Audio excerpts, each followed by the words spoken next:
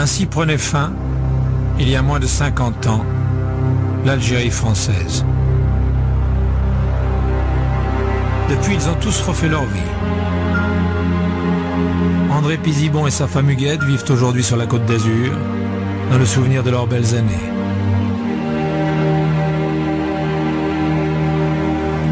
Hélène Cossos s'est mariée à son retour en France. Elle a eu 5 enfants. Mais elle a laissé derrière elle son grand-père, enterré au cimetière d'Alger avant l'indépendance.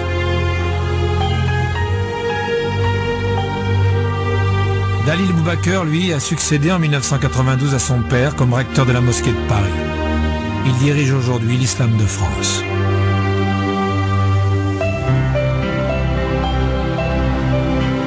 Chlif Zenadi est resté en Algérie, mais il a quitté l'armée en 1962 pour protester contre les dérives du FLN. Il s'est marié avec Assiba.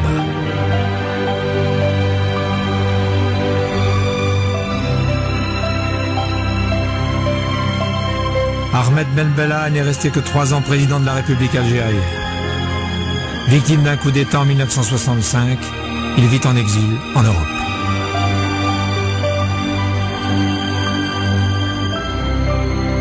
L'une des plus marquées peut-être est Pierrette Rodelov qui vit depuis 47 ans dans le souvenir de son mari mort au combat.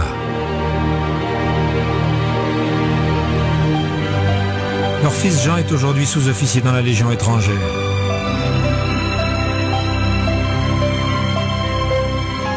Charles Borg a quitté l'Algérie en 1963 quand ses terres ont été nationalisées. Il vit dans le sud de la France, tout comme Guy Forzi, sa femme Claire et ses enfants. En 1995, il est entré au gouvernement d'Alain Juppé comme délégué aux rapatriés. Comme tant d'autres, le soldat André Triboulet a laissé un peu de sa jeunesse en Algérie. À son retour en France, il a vécu une longue dépression avant de reprendre son emploi d'ingénieur et de retrouver sa femme. La guerre d'Algérie a provoqué la mort de 270 000 Algériens, dont environ 50 000 harkis, victimes de l'épuration, et 25 000 musulmans morts dans les purges internes au FLN. Côté français, 30 000 personnes ont trouvé la mort dans cette guerre, parmi elles 1700 disparus pieds noirs, dont les familles sont toujours sans nouvelles aujourd'hui. Elles n'ont donc pas pu faire leur deuil. Aujourd'hui encore, la relation entre la France et l'Algérie est un sujet sensible. Le projet de traité d'amitié ne parvient pas à voir le jour alors que des millions d'Algériens sont venus s'installer en France depuis les années 60 et que la France est le premier partenaire économique de l'Algérie. Il y a depuis quelque temps des signes d'apaisement avec notamment la possibilité pour les anciens pieds noirs de revenir en Algérie. C'est le cas de François qui avait quitté l'Algérie à l'âge de 12 ans. Sa fille s'est mariée à un jeune Algérien. L'occasion pour lui de retourner sur les lieux de son enfance. Un voyage bouleversant. Reportage Christophe Brûlé. Le 19 avril dernier, à Landerneau, en Bretagne. J'emmène un pull, on sait jamais. François, un pied noir de 58 ans, s'apprête à partir en Algérie. Né à Oran, il y a vécu jusqu'à l'âge de 12 ans. Des souvenirs encore douloureux. Je me souviens, début de l'année 62, partir au lycée le matin et puis découvrir un lycéen égorgé devant le lycée ou sortir de chez moi, de la cour où j'étais, et on enjambait des gens qui avaient été assassinés devant la porte. Comme 1 million de pieds noirs, François a quitté l'Algérie très brutalement. Sa mère est venue le chercher à l'école pour partir tout de suite. Et on est parti le 30 juin 62. C'était la veille ou l'avant-veille de l'indépendance d'Algérie. Et là, c'était le chaos total, quoi. Je me souviens pas de la traversée. Mais la seule image que j'ai, c'est le départ d'Oran. Quand le bateau s'est éloigné, on est parti le soir et c'était une gerbe rouge. L'arrière-pays d'Oran était en feu, toutes les maisons en feu. On est parti, on a tout laissé là-bas, quoi. Tout, absolument tout. Tout. Et plus j'ai avancé en âge, plus j'ai ressenti cette douleur d'avoir quitté, en fait, ce pays magnifique où je suis né, quoi. Les parents de François se sont alors installés en France. Plus tard, François est venu vivre ici, en Bretagne, mais il n'a jamais oublié l'Algérie. La caméra et l'appareil photo, parce que comme on reste là-bas, il va falloir que je ramène des souvenirs. Ce matin, avec Ingrid, sa femme, il y retourne. Algiers. L'Algérie. Voici Borj El Kifan, à une dizaine de kilomètres d'Alger. C'est ici que François doit arriver dans quelques heures. Il vient voir sa fille, Vanessa. Elle a 30 ans et il y a 3 ans, elle s'est mariée à un Algérien, Naïm. Pour le père de Vanessa, cela n'a pas été facile. Je comprenais mon père, la douleur qu'il pouvait éprouver du fait que sa fille parte dans un pays où il était né, qu'il avait quitté à l'âge de 13 ans, avec une image de feu, une image de sang, une image douloureuse. Naïm et Vanessa se sont rencontrés sur Internet. 9 mois de dialogue pour se débarrasser des préjugés et se rassurer. Je connaissais pas l'amour. C'était la première fois que je tombe amoureux, mais d'une Française à travers le net. Et j'avais peur de souffrir. Mon cœur est tombé amoureuse de Naïm et ma tête me disait ne tombe pas amoureuse de lui. Pourquoi? Parce que c'est un Algérien. C'est un amour impossible, c'est trop de différences. La religion me faisait peur, les gens me faisaient peur.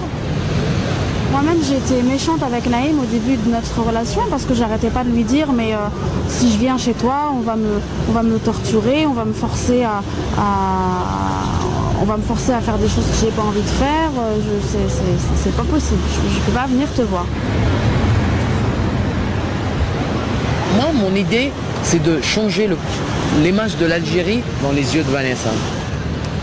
Peu de temps après l'arrivée de Vanessa en Algérie, les jeunes gens se marient avec la bénédiction de François. Aéroport d'Alger. François et Ingrid, sa femme, viennent d'atterrir. Naïm est venu les accueillir.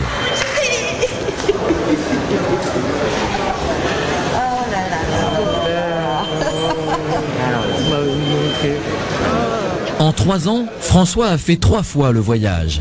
Pour lui, c'est toujours la même émotion. C'est pas dans ma tête qu'il se passe quelque chose, c'est dans mon cœur, déjà. Et je sais pas, j'ai l'impression de renaître. Vanessa et Naïm habitent dans cet immeuble, dans le quartier de Babzoar. Ingrid n'a pas vu sa fille depuis 5 mois.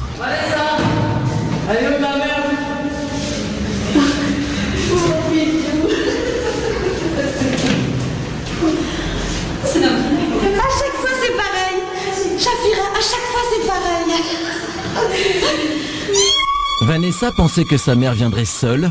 Les Youyou annoncent une surprise, son père.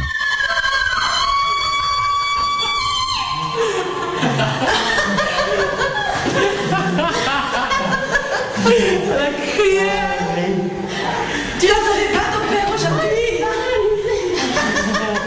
Si les beaux-parents sont là, c'est pour fêter un heureux événement. Vanessa a accouché cette semaine de jumeaux, 2 garçons. Moi j'en veux un autre. Ça c'est un cadeau encore fabuleux, ça.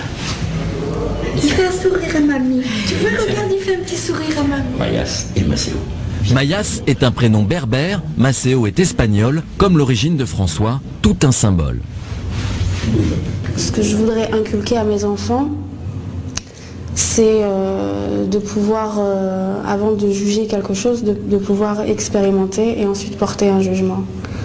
Et pour ça, il y a des risques à prendre, il faut savoir franchir les frontières, il faut savoir écouter avant de pouvoir juger et savoir accepter les différences. Il y a 2 ans, Naïm avait organisé un voyage à Oran. Un pèlerinage pour François sur les lieux de son enfance. Naïm avait tout filmé. Régulièrement, la famille se repasse cette cassette. Jusqu'à ce voyage, François n'avait jamais parlé de son enfance en Algérie avec sa femme ou ses enfants. C'était pas tabou, mais on n'en parlait pas. C'est comme si il cachait son identité. Là, c'était chez mon dentiste. À chaque fois, ma mère m'envoyait chez le dentiste. J'avais plus mal aux dents quand j'arrivais. François va retrouver sa rue, ses souvenirs, un étonnant voyage dans le temps. Un moment d'émotion. Voilà où habitait mon ami. La sensation était quand même extraordinaire. J'avais l'impression d'être rentré chez moi. Et c'est fou, hein. J'étais bien. François ne reconnaît pas tout. La dernière fois qu'il a marché dans cette rue, il avait 12 ans. Et comment on fait pour aller à Choupeau d'ici? C'est tout droit. Dans mon esprit, c'était une grande avenue. C'était quoi l'équivalent de presque les Champs-Élysées à Paris, quoi. Et j'ai retrouvé une petite rue. C'est ici. François retrouve son immeuble. Tout a changé. Dans la cour, des maisons ont été construites. Les voisins ne sont plus les mêmes. Regarde la cour où j'habitais. Tu te